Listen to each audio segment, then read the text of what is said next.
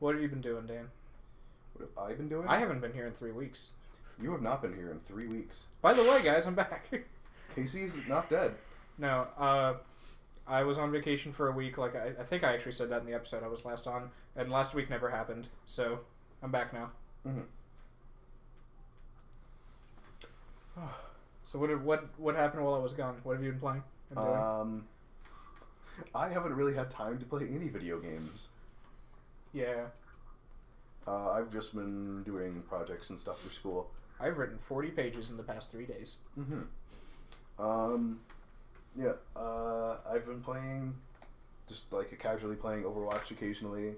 The random game of Overwatch every once in a while. Is Overwatch worth buying right now, or should I wait till like winter break when people are actually playing it? I mean, you can have fun with it right now. Yeah. Will I? Yeah. It's a good game. Do you think Dota's a good game? Yeah. Will I have fun with Dota? No. Not at this point. No, because you hate it. Yeah. Yeah. You will enjoy Overwatch, though, because it's a good game and you don't hate it. I don't know. Have you ever been on Reddit? It's very similar. Overwatch is similar to Reddit? No, my experience with Dota is similar to my experience with Overwatch as a result of Reddit. That's fair. I don't know, well, like... Discussion about anything. Did you mean Overwatch? Yeah. It's because Overwatch is a good game. Sure. People are... Why can't people talk about what I want? Yeah. What about my needs, Dan? Mm-hmm. Why can't people just talk about Paper Mario for 16 years? Everyone just has to relate everything. Everyone's talking about Paper Mario now. Isn't that what you wanted? 5 people are talking about Paper Mario now. Yeah. And I disagree with most of them. Well, some people are trying to justify Color Splash, and it may be a good game, I don't know. I'll never know. And they're just like, yeah, I mean, it's not like Paper Mario, and I'm like, let me stop you right there. Not buying it. Because what I want out of a Paper Mario game is Paper Mario. What? So, whatever. Less money I have to spend. Yeah.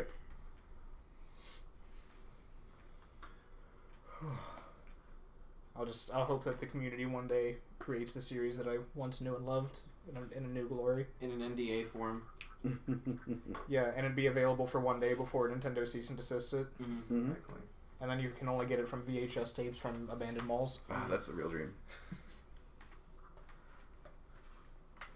Because if there's anything Nintendo hates, it's fun. I didn't know you could store video games on VHSs. Well, we're going to have to find some way. VHS is a superior format. Yeah. I'll never go digital.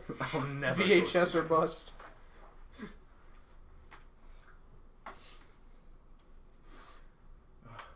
There's a new game coming out called Exist Archive: The Other Side of the Sky by, I believe... That sounds very Japanese. Yeah, so it's kind of like the modern realization of Valkyrie Profile. Okay. Which is also very Japanese. And Norse. Yeah. But, I'm pretty sure NIS is publishing it. Okay. And on their Twitter, it said, like, hey, we got all these copies of Exist Archive. We're so excited. Physical games will never die. And then they just replied to that, haha. Yeah, yeah. Hey Dan, look what I did in Snake Games Games. did. Cute. Physical games will die. Nice. They eat each other's ass. Yeah. I mean, like, I give physical games 2 more console generations before they, like, become the minority. Because, So- like, they're not good for preservation and they're not good for convenience. Yeah. Yeah. I mean, they're tactile, and that's nice for some people, and I was even, like, pretty stingy about only buying physical games for a while. Mm-hmm. But...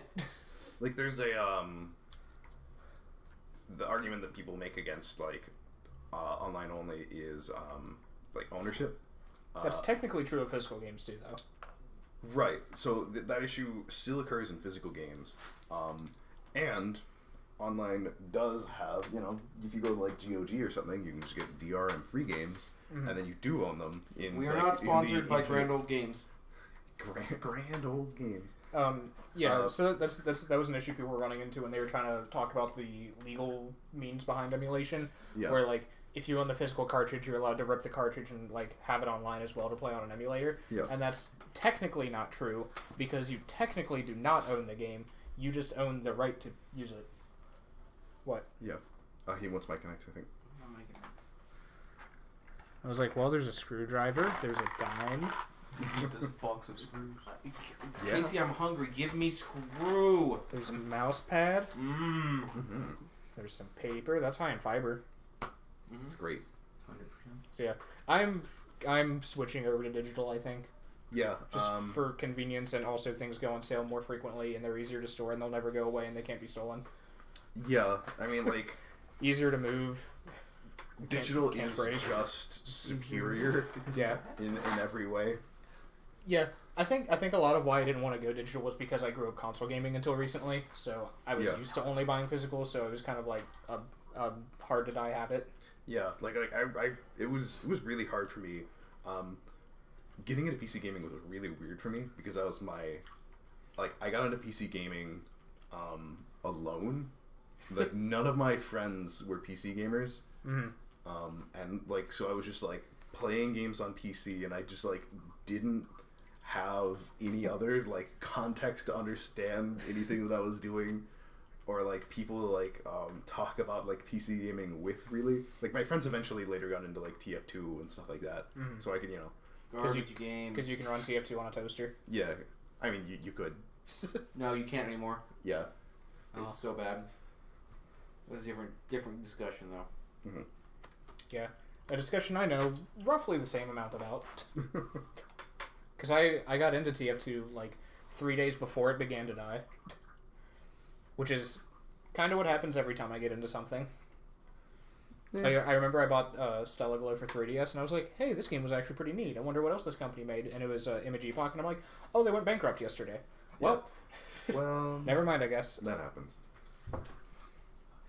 Yeah, I'm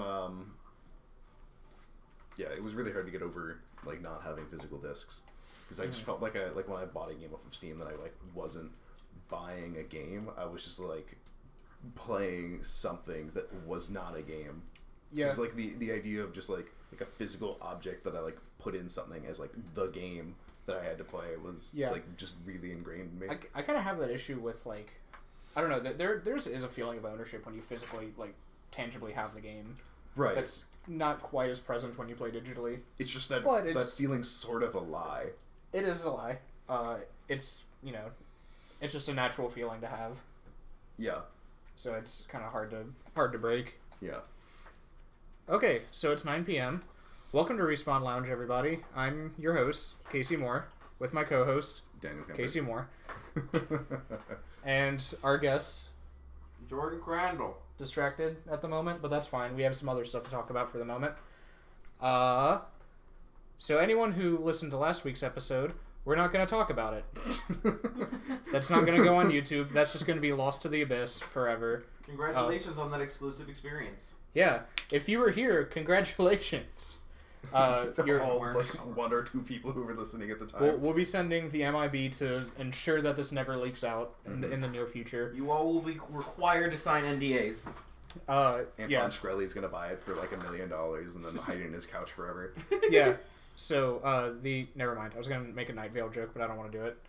No, go ahead. No, I can't remember the names anymore. Okay.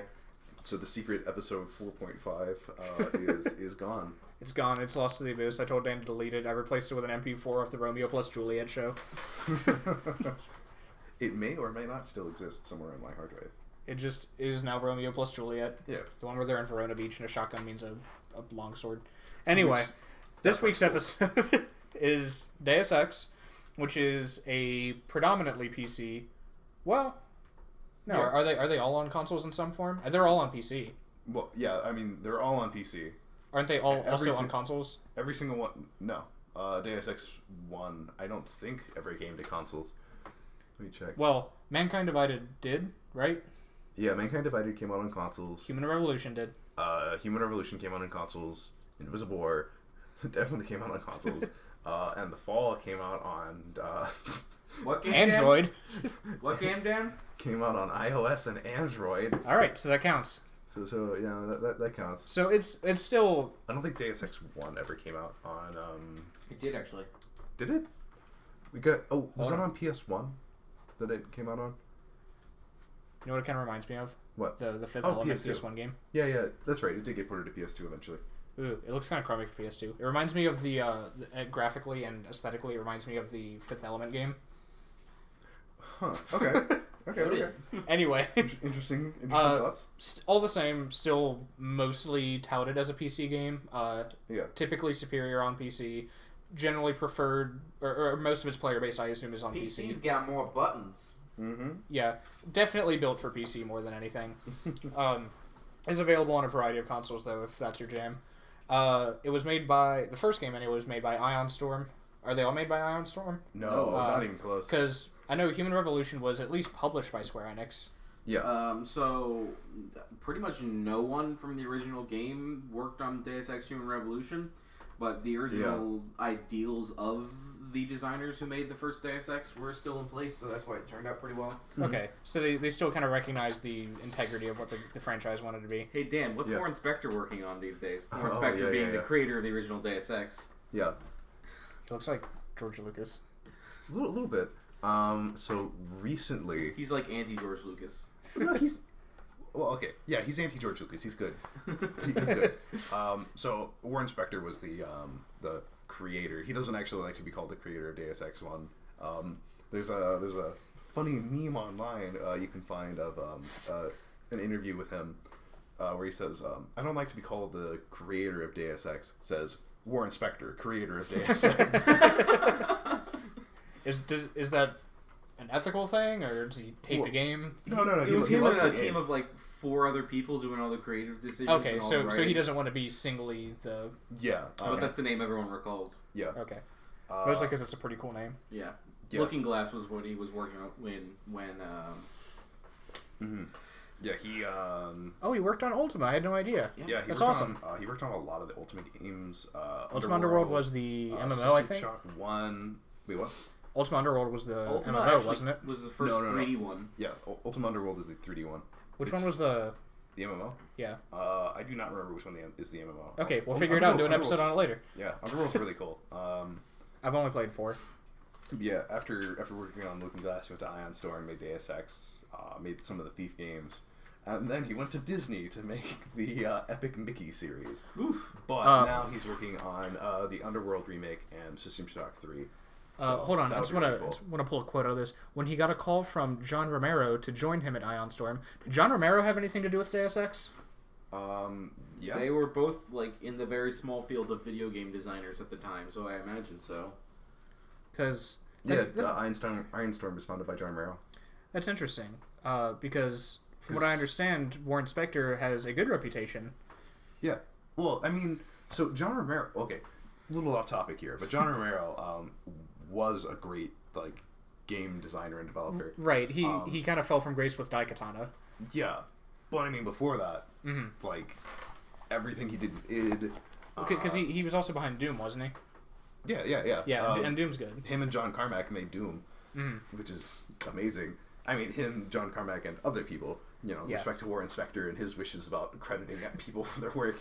But yeah, I mean, Iron Storm's responsible for Deus Ex and Anachronox and Thief Deadly Shadows, which are all really cool. And then also Daikatana. Which is supposed to be cool. I'm told it's cool. You have by a John sword Romero. in it. John Romero said it's cool. Yeah. John Romero would not lie to me personally. His hair would not lie to me. John Romero has great hair. Then again, Or had great hair. I haven't seen him. Daikatana made me John Romero's bitch, so I can't say anything about it. That's true. Honestly, I have to like it. Anyway, Deus Ex. I played 20 minutes of the first game, and then watched 15 of the same minutes of the first game in preparation. I just didn't have any time. I tried, not very hard, but I did. So he has very limited experience. I appreciate what I played, and I actually would like to play it. It's very Matrixy, if you couldn't tell from the picture, if you've ever played any of the games or even seen a screenshot. From what I understand about this game, and I'm just going to kind of go on a quick mini rant about this, and you guys can just tell me I'm completely wrong, probably. Okay. It seems like it's a kind of from what I got of the intro of the first game, is you are a cybernetic type of person, special agent, who's going to suppress a rebellion who opposes the idea of the singularity of combining man and machine. I mean, you don't.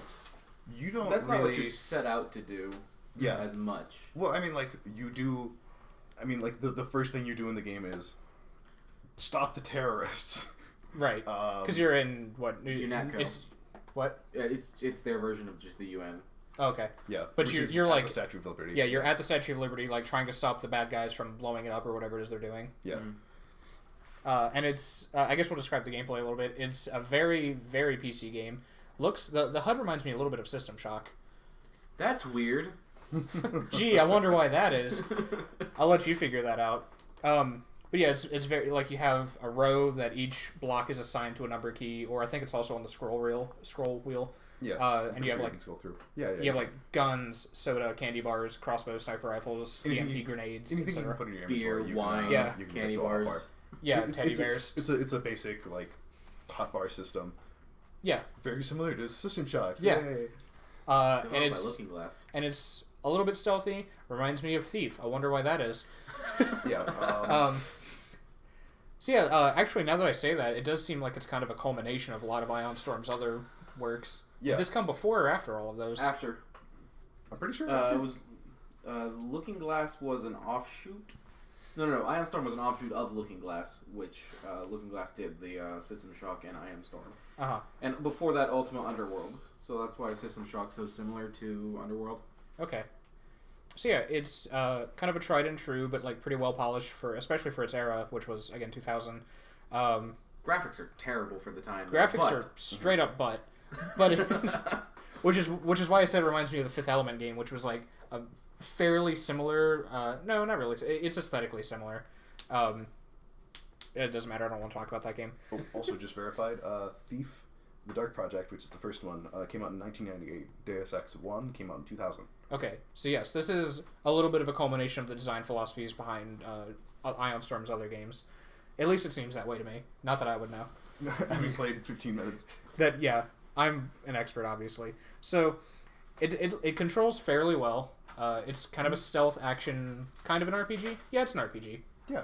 Yeah, it's an you RPG. upgrade Circo, System Shock, Bioshock, that kind of level up system. Yeah. You can raise skills like handguns and shotguns and etc. But you can also level up swimming and lockpicking and hacking and stuff.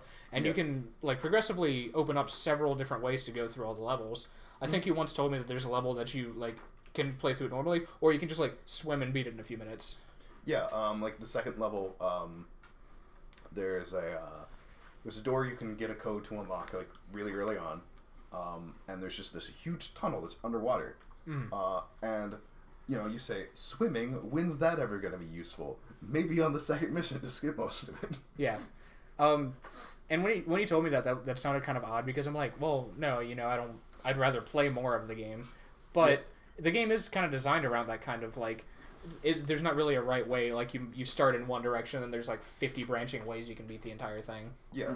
So one of the big design philosophies around the good Deus Ex games is that there should be like many play styles that you can like mix and match to like sort of go through the game. The level comes subservient to the player and should always be available to do whatever the player wants. Yeah, it molds around whatever play style you choose to play. So if I say that like, well, I don't want to skip a level, I'm not going to bother with swimming. Okay, well then I don't have to. Yeah. If I want to say like, oh, I just want to run and gun. All right, cool. If I want to super stealth and not level up anything, that's also completely viable. Yeah. Like for example, the first level of Deus Ex is like very famous. The Statue of Liberty for all the different ways that you can play through it.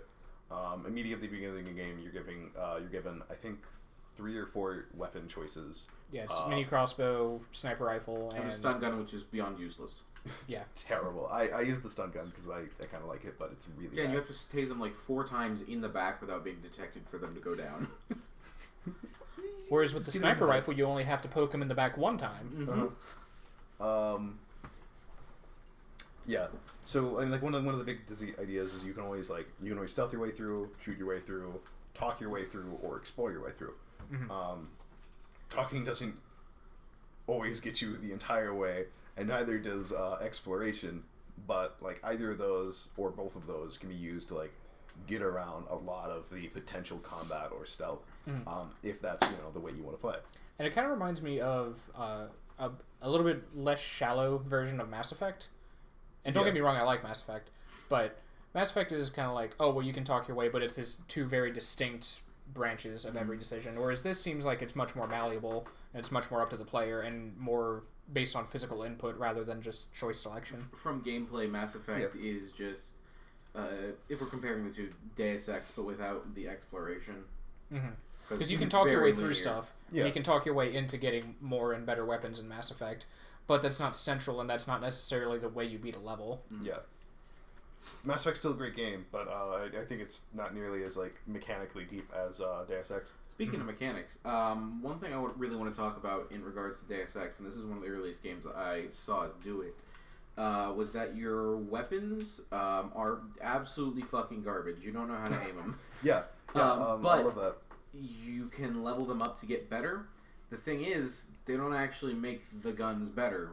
Because, like, if I was handed a handgun and I shot someone... You don't just learn how to make the bullet stronger. Yeah, and because I've never held a gun, it's not like the bullet's going to be worse. Right. So your aiming reticule is like 80% of the screen when you're walking around normally, and you guys sit there and grab your hand and look down the sight and slowly get like one good shot off, and you fire it, and it's all gone. Yeah, it's really interesting. I was very confused about the crosshair and accuracy when I first started playing Deus Ex 1, because like if you're just walking around shooting, there's no possible way you can hit anything if you haven't been upgrading your weapon skills from the very beginning. And you get like a lot of points at the very beginning of the game to upgrade your skills. Yeah, you get 5,000. It takes like 950 to get the first stage in handguns or something like that. Yeah, something like that. But like, I was really confused at first about like how long you had to just sit and crouch to get your accuracy down to its maximum level. Or to get like the crosshairs down to like a point where you can actually like shoot somebody really. But I think it makes a lot of sense because if you're just not trained with weapons at all, then it will like physically just take you a while to like aim a gun successfully at someone's head so you can shoot them. I'm not sure why they sent you in then. Yeah, I was gonna say, is that really like cohesive to the plot? Because they made it sound like the protagonist was like a badass super agent. That is one of the major plot holes of like UNATCO could have sent in anyone like Gunther or any of the other super secret agents. Well, okay. To be fair, they did send in Gunther and he got caught. Okay, Gunther's not the best example. Name one time Gunther's been good at anything. He can't even get soda out of a vending machine, Dan. Okay, He wanted orange. That one time Gunther kills you, he's pretty good at it. If you let him. If you let him? What do you mean, if you let him? If you don't kill him. No. I mean, like, Gunther just, like, will defeat you at one moment in the game. Pretty much inevitably. Because he's, stronger and better equipped than you are. But he's like an out-of-date sort of android. Or he's a mechanically augmented human, but he's, like, out of date. So he sort of looks like a huge, like... He's Adam sort of Jensen, but he got a shitty job done. So he's still got like old mechanical parts, but they're disgusting and rusty now. It was the guy's first job at the tattoo parlor. And Yeah. like a shitty black outline of a Charmander. And Yeah. You get a not so sick tattoo. That is one of the Every day. the really weird design things about Deus Ex, Human Revolution and Mankind Divided versus Deus Ex 1 is the robots, except for like the absolute new generation or like the really high ends, look terrible, and they're supposed to. Whereas in Deus Ex, everyone's augs look like really cool. Like they all are like sleek. They're not giant boxes. I mean, like, obviously you want to make all this stuff look cool to make your world more like like. Dan, look up a visually picture of engaging. Gunther for Casey. Okay. I'm thinking of the penguin from Adventure Time. No, actually. Not even close, sadly. He Oh looks my like god, this. he's Garrus from Mass Effect. Yeah, he's horrifying. He has like giant like metal plates over his biceps, and he's wearing some like horrible skin tight shirt that he's definitely put like a coat on or something. He looks like Frieza. He looks like if they cast Frieza in the first Punisher movie. Yeah. Yeah, it's not great. But he's supposed to look like that. He's supposed to look like weird and out of date, as opposed to J.C. Denton, who just looks like just a dude. has sunglasses. Who has sunglasses, and it has like little mechanical things like under his ears. Because it's nanomachines. Yes, it's nanomachines. and then you can look at the people in or you can look at like Adam Jensen in Deus Ex, the new one, and he looks awesome, and so does everybody else. Well, he also had like the number one augmentation company in the world. Put that picture up, Dan. Yeah. He also had the number one augmentation company in the world spending all their money on him. But even the street thugs you see have pretty cool shit. Yeah. Mm. Well, isn't Human Revolution's a prequel though, isn't it? Yes. So is that the problem? There's a few I mean problems. that's the issue. Is that.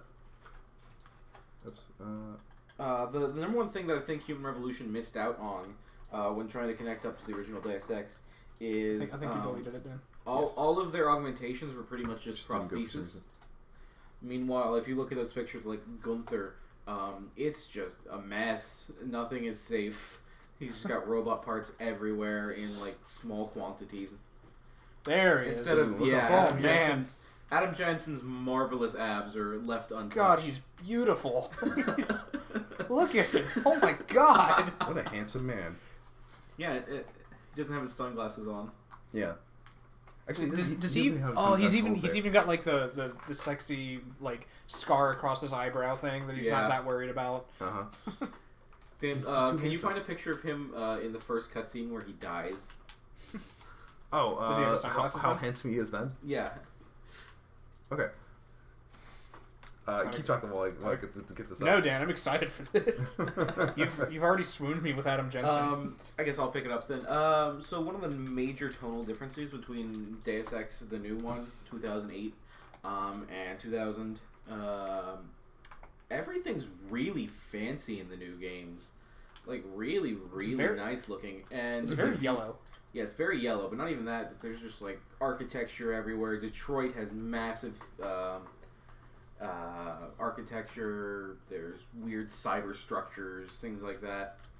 But the original Deus Ex, everyone's living in a train car. On that first picture. That's not great. Hello. Adam Jensen looks less handsome before he becomes a grizzled robot. He looks like an intern who's like. Oh, I tried that. It doesn't give me anything good. Oh damn. Adam Jensen fucking dies is not yielding the results we wanted. Yeah. Hey, look, the Fifth Element. But that's not the Fifth Element. It's not. Oh, that's Die Hard. Whatever. They're the same movie to me. Casey has not seen many movies. Shut up. I've seen Romeo plus Juliet 3 times. Yeah, you have. I've seen Waiting 16 times. Anyway, Adam Jensen is a handsome man. He's pretty. So, yeah, you were talking about tonal differences. Something I want to draw a parallel to something I understand, Persona. Hear me out. Yeah. So It's Persona time. So the first Deus Ex is like very blue, and I got a really like melancholy kind of cool tone from it. Yeah. It was very like. It's blues and purple. Yeah. It's very mellow. The soundtrack's even kind of reflective of that, or at least the beginning that I played was like that. Whereas the soundtrack picks up, in like the exciting moments. Yeah. Whereas what I saw, and this may just be anecdotal, but what I saw of Human Revolution with its like kind of striking yellows, similar to Persona 4, whereas so Persona 3 is a very like cool, mellow kind of like the music that plays in the town square is very like slow kind of hip hop. And it's a blue game, and it's very like cool and mellow, like Deus Ex 1. Whereas Human Revolution is yellow, like Persona 4, which is more not quite upbeat, but a little more loud, a little more stylish. Mm-hmm. Whereas Human Revolution is a much more stylish game. So I'm wondering if that's represented as well. And Mankind Divided, I haven't seen much for that. Does that have anything kind of like color cues? So it's still yellow, but it's way less yellow. Yeah, they toned down the yellow, which I kind of almost miss. Yeah, because the future is yellow. Yeah. I think great. Is that or chrome? Yeah. Great dystopia city settings need like a single color. Like the Matrix is green, Deus Ex 1 is blue, and Deus Ex 3 is yellow. I do miss the piss filter though, because it makes it feel like a lot more futuristic. Yeah. Mm-hmm. In Prague, everything's like regular colored. Yeah, Prague's where the new Deus Ex Mankind Divided takes place. And now that I think about it, something that had a very similar like color and structure, like the architecture looked really similar, were the Covenant bases from Halo. Or like the blue themes. No, the yellow ones. In Halo 2, when you go to the Heretic's base in like one of the early Arbiter chapters, it's entirely like golden and yellow with like a yellow sky piece. Yeah. And it gives me kind of tones of Human Revolution in that way as well. I don't know, I'm just reaching with the color thing. I don't have a lot to talk about, so... So the new Deus Ex came out pretty recently. Is, I think, really cool. Came with some baggage because the publisher has in-game purchases. Woo! Let's That not was- get into that. That was... Square That, Enix. that was Square... Oh. Well, Yeah, it's Square Enix is I'm not allowed to like anything. not great. Hey, when you buy it in a year and a half, it'll be fine. Yeah, Yeah. when I buy it for $20 with all the DLC pre-installed, because never buy anything new. Yeah. The new one's very obviously they rip things out for DLC. Yeah, that's a shame. Was that like a... Because I saw the scores for Mankind Divided were a lot lower than Human Revolutions. Was that a lot of why, or is the game actually just like kind of worse? A lot of people are judging it based on its main quest, Yeah. which at the time of launch was actually not great. Mm-hmm.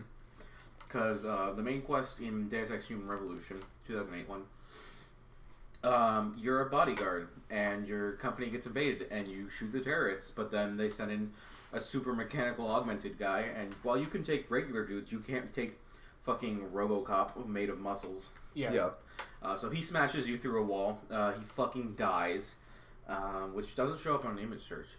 Yeah. But then they haul your ass down to the medical bay, and they bring you back to life with a million billion robot parts, and then they send you off to find the terrorists who attacked you. And then that quest goes down that line. Mm-hmm. The new game, you start off, I haven't beaten it, but you start off already a super soldier in like international waters. And is on the timeline, is this post-Human Revolution pre-Deus Ex 1? Yeah. Okay. We have not hit the Deus Ex 1 times yet. It's really awkward how they're going to line up, if they do line up, because like I mentioned already, the new Deus Exes look fantastic. I mean, like, as far as the actual world they're in. Yeah. And Deus Ex 1 is a shithole. Do you think that maybe they'll remaster Deus Ex 1? No, I mean, I don't think graphically, I mean interesting. stylistically. Like, That's yeah, what I mean. yeah. Like, do you think they're gonna like kind of give it the treatment that they're giving Final Fantasy VII right now? Like, kind of go reinvent it in the wake of all these extensions to the universe they've created? I was watching a video by Ross Kahanovan of Ross's Game Dungeon, and he had an excellent point. I tried to link it there in chat, but it got deleted automatically. The team, Eidos Montreal, obviously really, really likes Deus Ex, and they mechanically nailed the formula, but it almost feels like they want to be making a different game with their art department, because it feels like a Blade Runner-esque, like... feels like they want to be making Akira or something with the city that they have. But in Prague? No, in Deus Ex 1. Okay. It feels like they want to be going down a different cyber future, not like the gross one that the original Deus Ex portrayed. Oh, you're saying the original's like a weird, gross world is sort of Not what the creative team at Eidos wanted to make. I don't know. I think that makes a lot of sense because like Deus Ex 1 is supposed to be like a world on the brink. So there's poverty and crime everywhere. There are like giant fancy buildings and like you kind of get that. I mean, they're all like, you know, big old cubes because 2000. Because polygons are hard. Because 16 years ago was not a great time. For, Because PC gaming used to be a making lawless things wasteland. Deus Ex did not look good for 2000. No. Yeah. I think that would be. I think that could be interesting to like sort of redo the story of the original Deus Ex. I don't think it would be a good idea to do like actually like J.C. Denton's story again. But like, you know, I mean, Adam Jensen or whoever at the time of Deus Ex 1 happening, I think would be an interesting thing to do.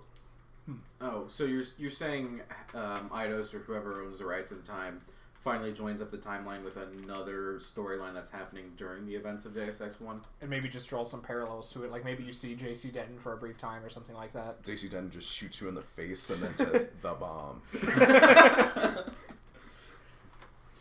And then He just says terrorists and walk away. and then he stares up at the skylight with his sunglasses, and it reminds Adam Jensen to put his sunglasses on. Yeah, Yeah. so he thinks about having sunglasses and they go, J.C. Denton literally had sunglasses. He doesn't have sunglasses built into his face. yeah. That's why I like Adam more. Can we put that picture of Adam back on? Oh yeah. So I actually really Thank you. like JC Denton. I think he's like a super cool character. Side note, I also really love Elias Tufekis, the guy who voice acts him. Oh yeah. Talking about Adam Jensen. Yeah, great voice. Love him. He's awesome. I really like JC Denton and kind of miss JC Denton, but JC Denton would be a weird protagonist for a main game, because as opposed to Adam Jensen, who's like, Adam Jensen doesn't show a lot of emotion in his voice, but he's like really gruff and cool all the time. JC Denton's just like Blank. He's completely blank. He's super cool because he's just like actually an emotionless robot, as opposed to like a done with this world robot. Jensen still makes like quips and like puns every now and then, but and occasionally like has like feelings of anger. So he's Duke Nukem. no. I'm trying, Dan. Yeah, but Denton is just a void. Yeah, but I really like JC Denton. He's not a bad character. He just would not be a good protagonist. No, I see you say that, but the little bit I played, he did inflect in a very distinct way, though. Yeah, I can't remember. I love JC Denton. I think he's super cool. Yeah, because like you're talking to Your I think brother, his at the very brother, beginning, yeah, the guy who gives you one of the weapons. Yeah, and you can like what? Good Paul old, Denton. good old Paul. Paul. So you're talking to him, and he like when he walks away, you can like kind of like probe another conversation with him, where he's just like, "Did our parents show up to your graduation thing?" And your guy's just like, "I don't want to talk about it." Dad never showed up to my baseball. So yeah, like he obviously has feelings in some capacity, and he inflects a little bit. It is very, very monotone, though. Yeah. Dan, I wish I still had that voice clip I was showing you at Ninjas, where he just walks up and goes, "You're a jackass." But yeah, and I think that's a little bit cool, like that kind of cyber future, like everybody's got like kind of like it's almost like a western, just like a future like everyone's got these cool quips. And everyone's got the coolest thing to say at every single second. Oh, Dan, another thing that I forgot about in Human Revolution, almost everyone's got some sort of AUG, especially in the slums. Yeah. But in the original game, like no one has any. Well. Of the civilian population, at least. No. A lot of the civilians do have AUGs, but they have like AUGs that are significantly less visible. Like they're internal things, like like they're like augmented like lungs or like the inside of like a heart or eyes or something.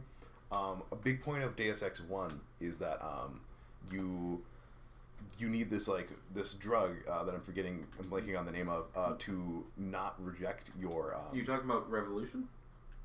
I'm talking about all of them. Neuropazine? Yeah, neuropazine. You need neuropazine to like not have drug or like not rejection. You need neuropazine to not have a rejection of your implants. But in Deus Ex 1, there's been like an intentional move to drive up the price of neuropazine to just like kill the poor population. Mm-hmm. And so people are just like dying everywhere all the time. Like most of the poor people in Deus Ex 1 do have some augment of some kind and are just horribly suffering all the time. They just have significantly less visible AUGs, whereas in Deus Ex Mankind Divided, like a lot of people just have like a mechanical arm or like a mechanical leg or a mechanical eye, which like I'm sure like that would happen fairly frequently. That like people will like be like missing limbs, but the much more common thing is like that people will have internal issues that are causing them health issues. Like like people have like heart arrhythmia or like a missing lung or like their pancreas is bad, and like those sorts of things would be sort of prioritized to make like mechanical versions of like I mean like we already have artificial hearts. Mm-hmm. And so like neuropazine is what keeps these people alive, and these people though you can't visibly see that they're augmented are suffering and dying because of it. Right. So it's just like Repo the Genetic Opera. No. Okay. Yeah, because there is a anti-rejection drug in Repo. I think Reva has a comment for us. If it's like Repo, who's Paris Hilton? Adam. No, it's JC. It's JC. JC's person. 100%. Small allegory. And you said I haven't seen many movies. No, he just seen you said you've seen terrible movies. I've just seen Oh, okay. strictly awful movies. Yeah. Repo was pretty good. Hey. Considering that I hate Paris Hilton Repo. was a very prominent character throughout Repo. Yeah. Hey, Casey, while we're talking about it, can you guess what JC stands for? Jesus Christ. Yes. Cool. How'd you guess? At least I understand, like, all literature is the same. So Yeah. One of I the understand monomyth. one of the great things in the original Deus Ex is that you can name your character anything you want, but his code name is JC Denton, so it they doesn't spell- matter. I was wondering about that because when I was like watching that footage of it, they still like spoke his name, and I was like, did they just not say anything if you change it? Yeah, Does anything happen if you change it? I'm pretty sure nothing ever happens if you change it. At least like in Mass Effect, when you name yourself Ass Butt Shepherd, it'll still show up like in cutscenes or on like your papers or anything.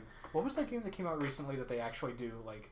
Oh, it was Fallout 4, Mm-hmm. where they actually have like if you call yourself like Mr. Dix. Fuck Dick Jensen, they'll like actually call you that.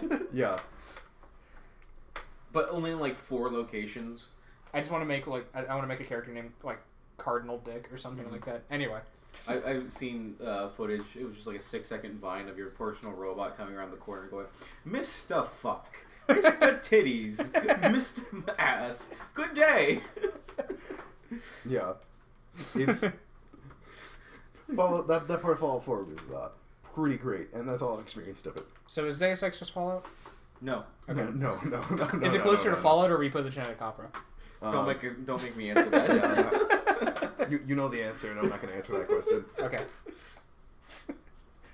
Yeah, but here's the question. Yeah. I think to close out the podcast, we need to discuss this. Is Human Revolution, and I guess by extension the entire Deus Ex series, a roguelike? I'm not doing this, and I'm also not inviting you back on again. Dan, delete this episode this second. Cut the stream. I don't know. It's still pretty early. Do we not have anything else to say about Deus Ex?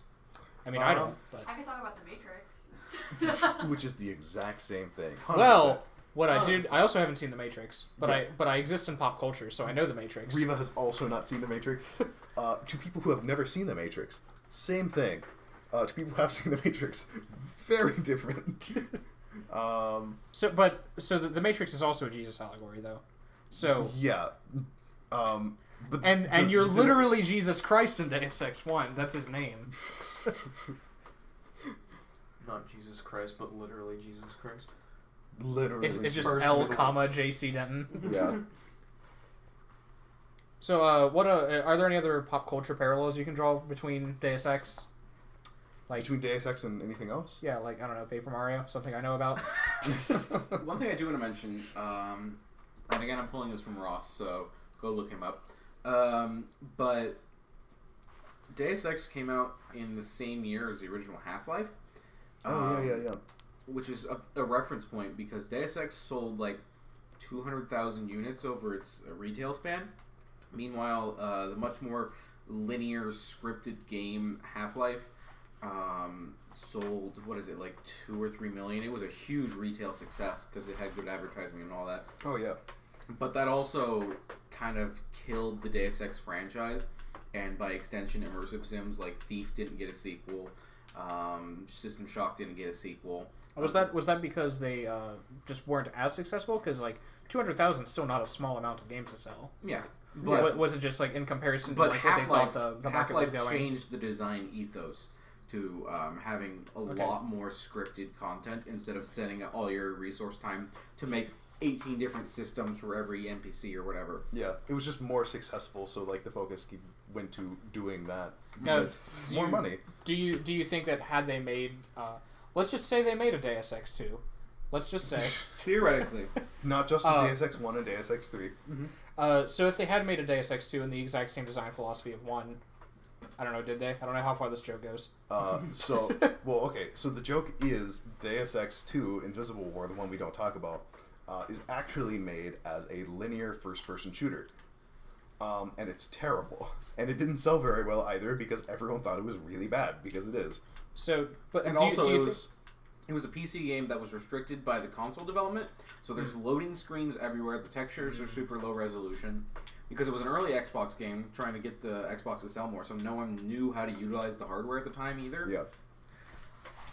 So, do you think had they made Deus Ex 2 with the design philosophies of 1, would it have sold better? And do you think do you think that they were naive when they said that the market was going that way? Okay. Go ahead, Dan. So the market was going that way.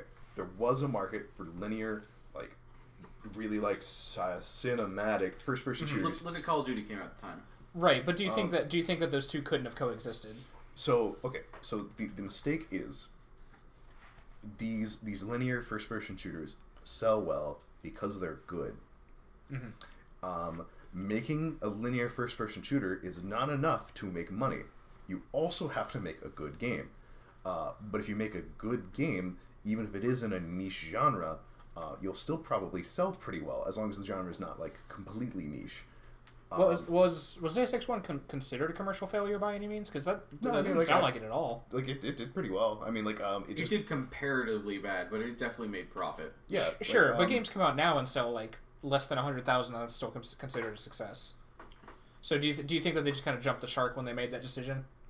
I mean, like, the decision was, like, we want to make, like a bigger game, and so we're going to make it, like, this linear first-person shooter. So it wouldn't have been a mistake if they made a good game. Right. is what it comes down to. Sure. Like, that's what it always comes down to. But, like, obviously that their strength was in the Deus Ex 1 formula, because that was a good game and 2 was not. Yeah. Well, what I was going to mention is Thief. They had a remake in 2005. That sound about right? Wait. Sorry. There was a Thief way more recent than that. Okay.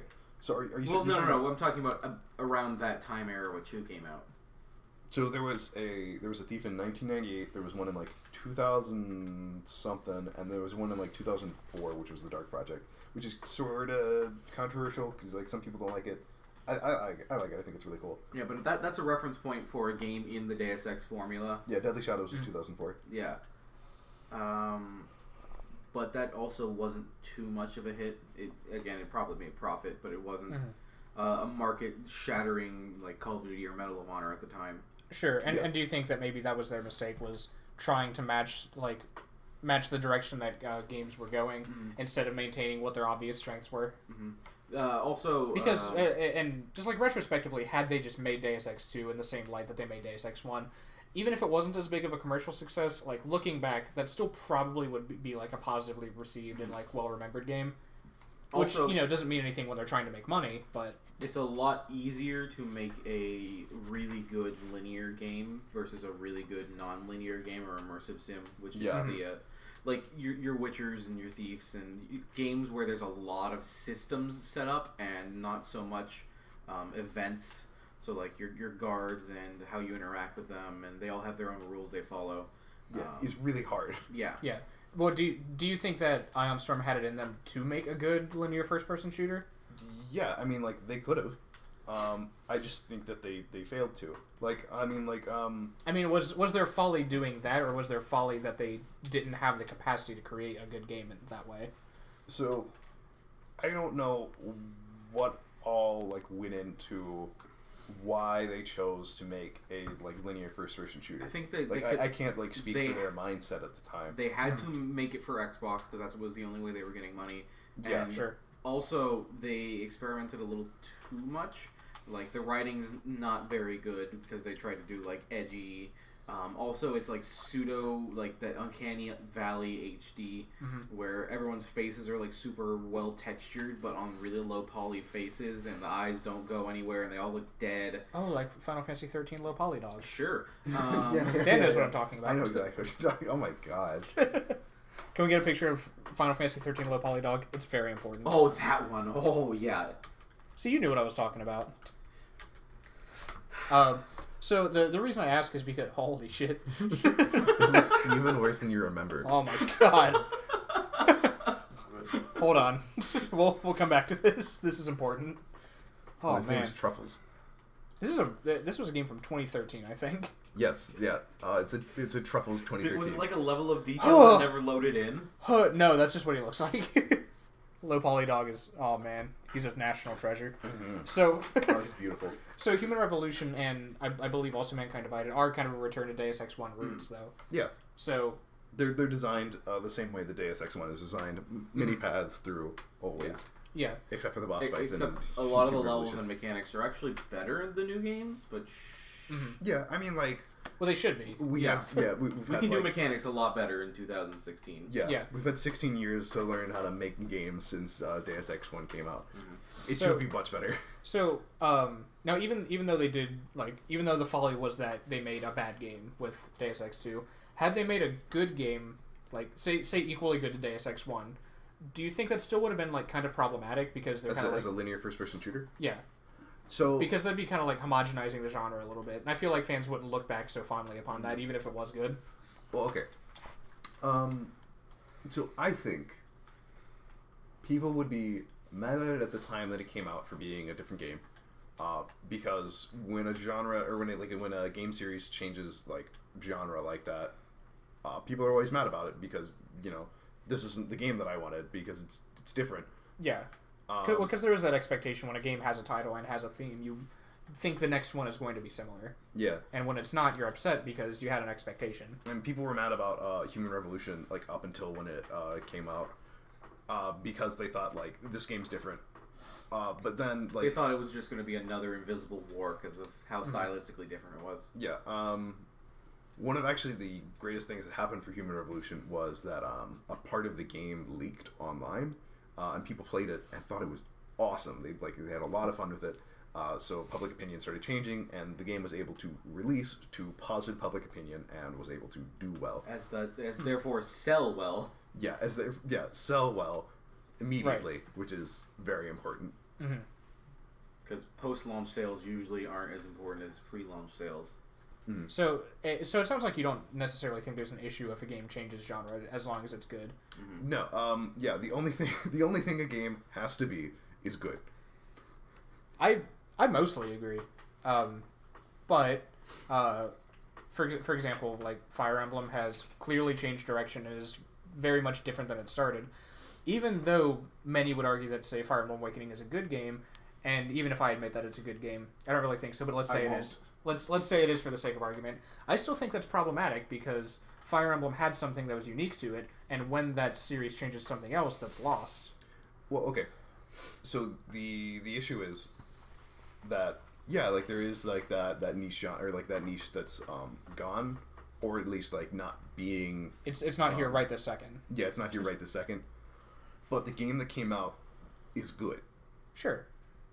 And I mean, that's a good thing that a good game came out, because if they sometimes if you stick to your guns and do the same genre again, sometimes the game is just bad. Yeah, and I acknowledge that there are like evolutions that need to occur. Like I think Resident Evil 4, as much as some people may disagree, is kind of natural development of the Resident Evil 1 through 3 formula. Like I would have been happy. I'm happy with Resident Evil 4 as it is. And I would also be happy with Resident Evil 4 if it was a tank control survival horror game that was good. Sure. I'm only mad at a game if it's bad. See, I don't think that's necessarily true because, like, for example, Fire Emblem is one of my favorite franchises, and if Fire Emblem ceases to be what identified it as the series I liked so much, well, yeah, I'm upset because now my favorite franchise may as well be gone. Yeah. Even if it's better, I'm still like, well, I like this series for a very particular reason, and now that reason's not present, and that's a problem. Right. And that's an issue of like people changing the focus of like what they're designing their games around, or like what kind of games are being made, based on like what kinds of games are selling well and all that. Because people, I mean, like the issue comes down to people can't make games for large budgets that don't sell well. Yeah. And people can't, like large studios can't devote a lot of time to making like small budget games forever. If like they have like a large studio that needs to like work on something, because video games is expensive. Video games is expensive, and if you have a lot of people working and you don't want to fire them all and like have like 3 people working, you need to like keep up your sort of like level of Sure, but Intelligent Systems isn't a big studio. No. And you were talking about Fire Emblem, we shouldn't be, but no, I mean, we're discussing theoretically. So the new Deus Ex game actually had a budget of $22 million. Yeah. And, sorry, I immediately lost my train of thought. It's a big budget, and a lot of people worked on that game. And it sold well. Yeah. Yeah. I guess the question then becomes, like, if all that matters is it being a good game... Goodbye, low poly dog. If all that matters is it being a good game, and it can be a good game as, you know, its intended original form or whatever, versus being a new genre, I think most people would prefer it just be the original because the audience exists for it in the first place. Yeah, and I understand that. Like, it's people want the same, you know, like, I want games that are in the series that I like to be like the games that I like. Mm-hmm. But I can only be so mad about a good game coming out. Sure. I will not begrudge the studio for developing a different style of game if it's good. And maybe it's just because my favorites are sort of a dying breed. Like, yeah, not so much now. JRPGs are starting to be on the upswing. Yeah. But like when Fire Emblem changed direction, that was pretty much it for that whole genre for a little while. Mm-hmm.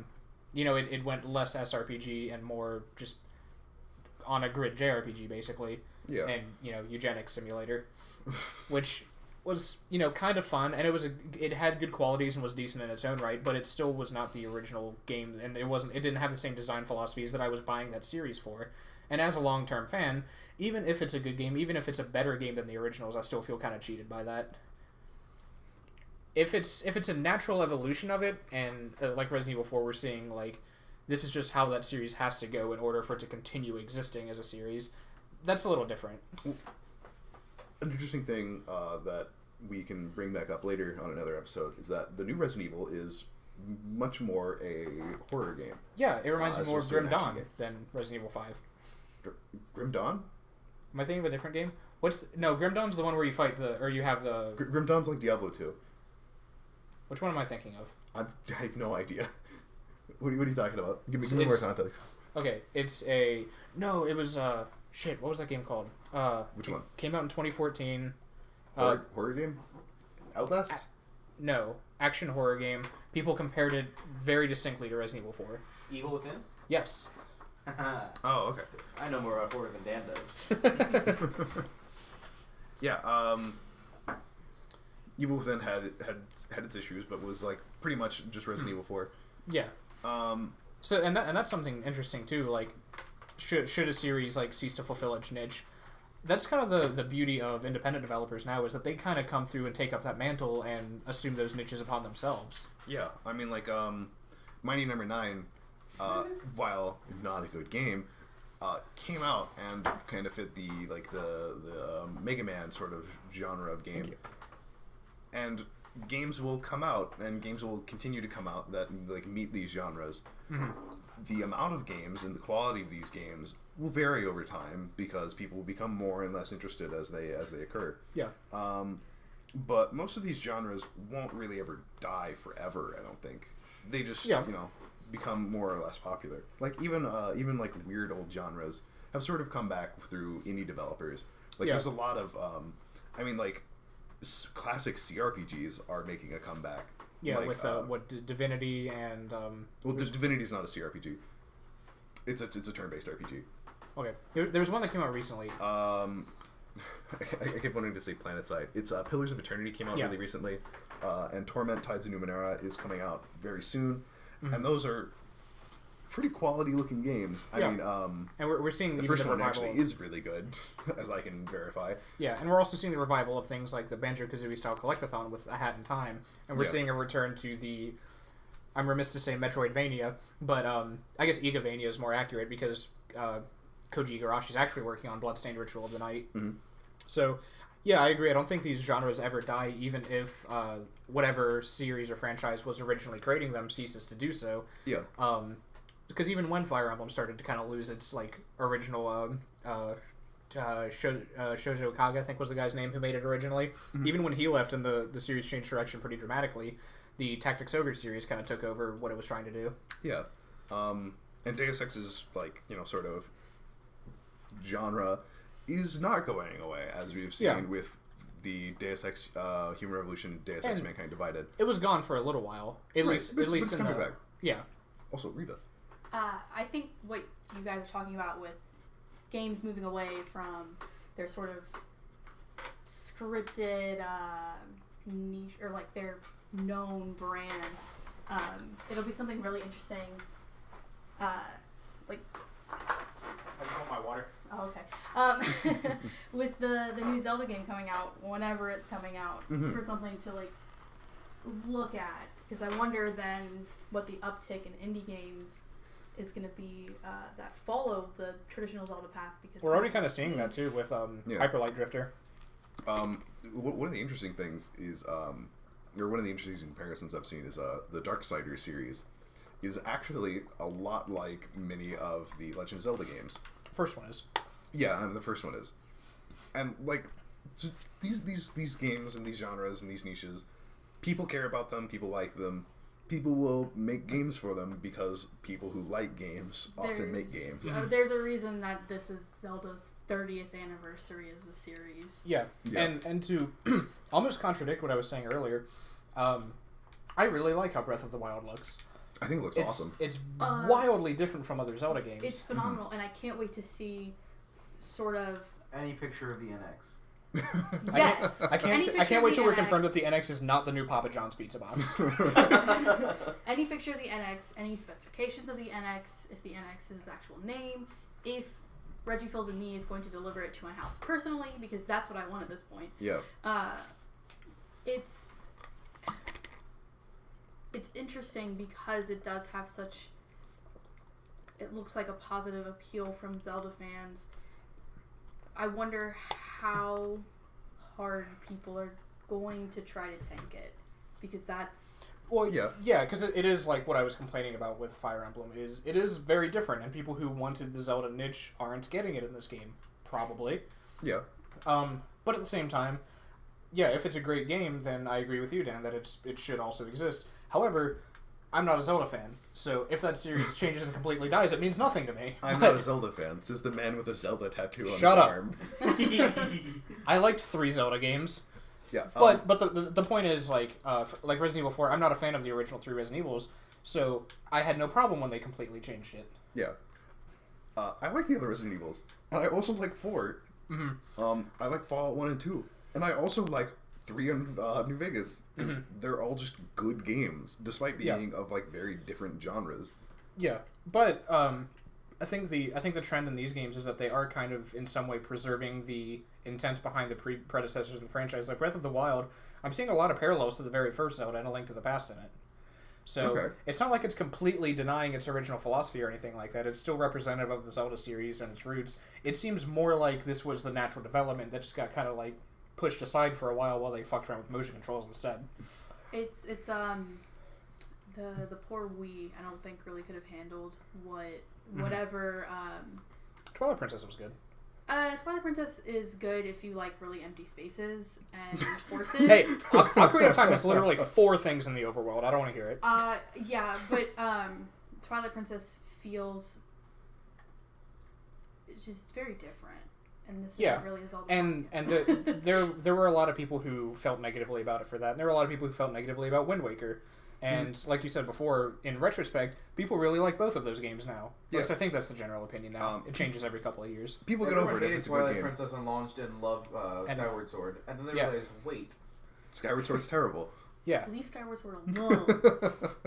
I'm just trying it. I can't say too much about Zelda as someone who's only played like 1 and A Link to the Past and just doesn't care at all about the franchise. You played the important ones. It feels like Zelda Breath of the Wild is very much going back to its roots, because in the first Zelda game you get dropped off in just the fucking middle of nowhere. And you even meet an old man at the very beginning who I think gives you a sword, even if the tech demo they showed was accurate.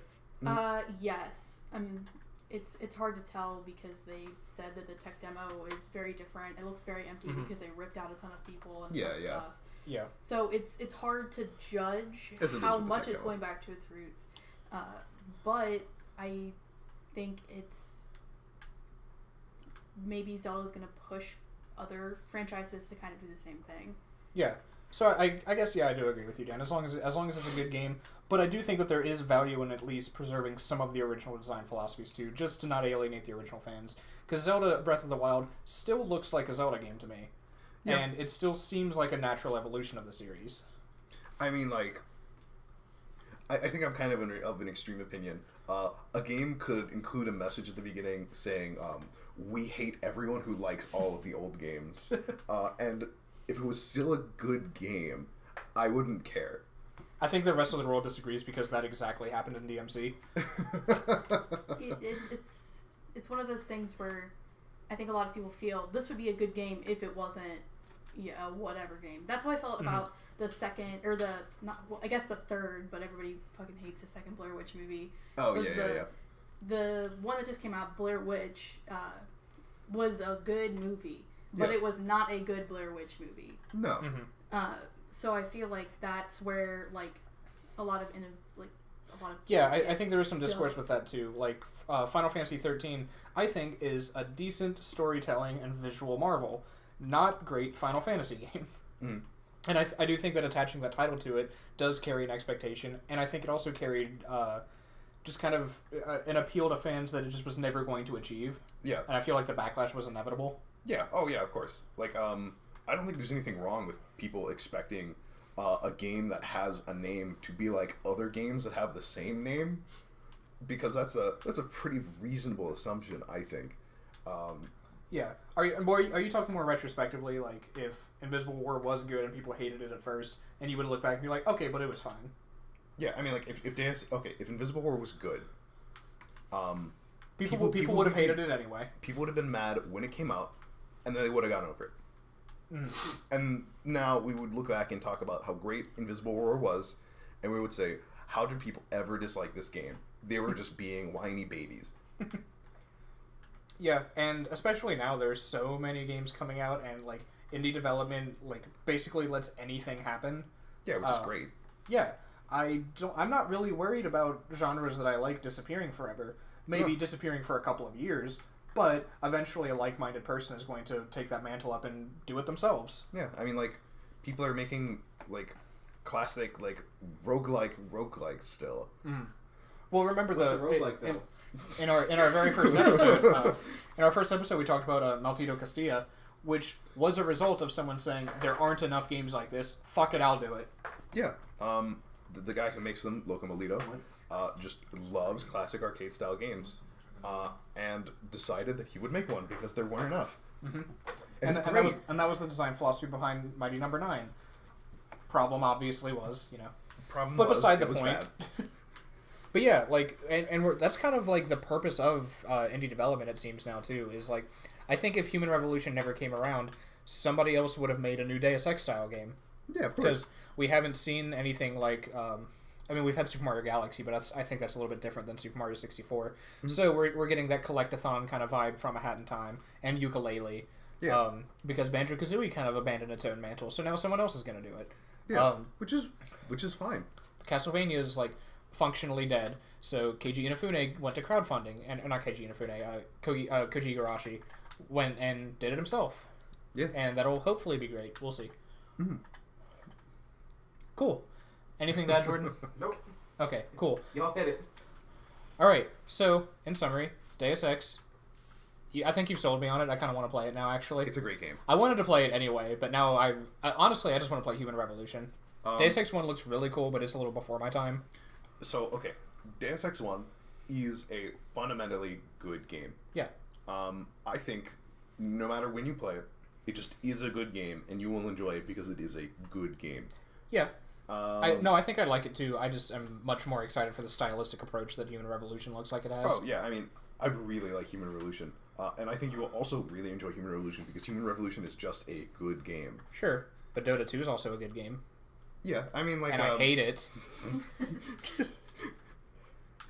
You can't account for... You can never account for, like, everybody's taste. And I mean, you have other issues. Well, that's kind of my point, is, like, classic... Or, like, old-ish PC games aren't my jam and probably never will be. Like, I have trouble enjoying Diablo 2. I mean, I think your opinions might change as you play more of like these old PC games. Maybe if Matt ever convinces me to play Half-Life. He's been trying unsuccessfully for 4 years. You just need to play the first 30 minutes of Half-Life, honestly. Okay. You know, I like most of Half-Life. I even like the end, which no one else does. I like all of Half-Life, but if you only need like the first hour to get the gist of it. Yeah, I mean So- the first hour is probably the best part of Half-Life 1. There's a lot of things and spaces in Half-Life, but Cool. So, since every game I wanted that's coming out this year got pushed back until February of next year, I've got plenty of time to play Deus Ex. Yeah. Which also throws a wrench into our schedule, but I don't want to reveal what that entails just yet. But, Deus Ex Episode 2. yeah, we're just going to do 4 consecutive Deus Ex episodes. That's great. we do the general and then the other 3 games.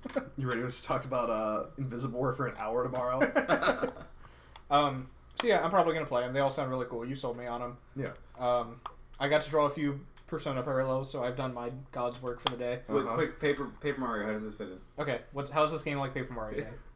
This is your last chance to sell me on it. There are numbers. Cool, perfect. It exists physically. Mario can jump, JC Denton can jump also. Great. Does he get a hammer? Yes. Great. He's not going to hammer. Dan. But you can jump on people. Awesome, perfect. Do does some not enemies have spikes? Never mind, I'm done with this joke. So, next week, not Invisible Week in between. What are we doing? Do you remember? I actually don't remember. Dan! What are we doing, Nick? Hey, you have the. We talked about this list. today. Next week, we are doing Katamari. Oh yeah. Yeah, so we're doing Katamari, the entire franchise. Mm-hmm. Because I have played all of them. Yeah. Dan's played some of one of them. I've had friends in the past who love Katamari and had Katamari. I played like 2 or 3 of them, just playing multiplayer. I played one of them on my own. I don't remember which one it was. What was it on? It was on PS2. Katamari Damacy? We love Katamari? It was probably Katamari Damacy. Okay. I think they're super fun. Yeah. I'm gonna go play some more of them before next week. They have swan boats, and you can roll up Godzilla. Yeah. And your dad. And your dad. There's a lore to Katamari. Do you know it?